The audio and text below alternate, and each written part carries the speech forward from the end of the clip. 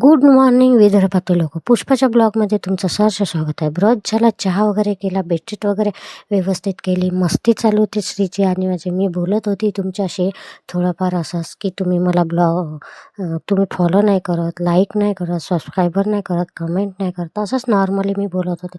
श्रीची मस्ती चालू होती, माझे केस ओढत होते. मग आंघोळ वगैरे झाली, श्रीची आंघोळ केली, तयारी वगैरे करून दिली. माझी पण आंघोळ वगैरे झाली, तयारी वगैरे केली.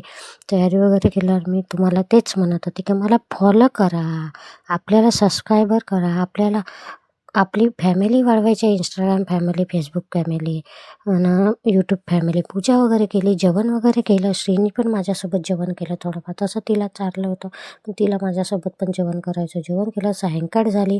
सायंकाळी दिवाबत्ती केली. दिवाबत्ती झाल्यानंतर मी थोडंफार लिहिलं, माझं थोडंफार लिहायचं होतं. तर लिहिणं झाल्यानंतर श्रीचे पप्पा आले होते, तर चहा वगैरे केला. वरण भाताचा कुकरसुद्धा लावला. वरण भाताचा कुकर लावल्यानंतर कणिक वगैरे मळवली, पोळ्या वगैरे केल्या, भाजी वगैरे केली.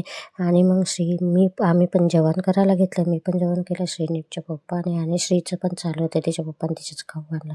श्री झोपली होती, लवकर झोपली काल, पण तिचे पाय दुखत होते कारण का दिवसभर खूप एवढी फिरते का विचारायचं काम आहे. खूप रडत होती, झोपत होती आणि झोपेतून खूप जोरात रडत होती. तिला पोटात पण त्रास होता थोडाफार, गोड खूप खाते ना ती, म्हणून पाय वगैरे तिला चपून दिले. मग ती शांत प्रमाण. पण काय यार, विदर्भातले लोक फॉलो करा.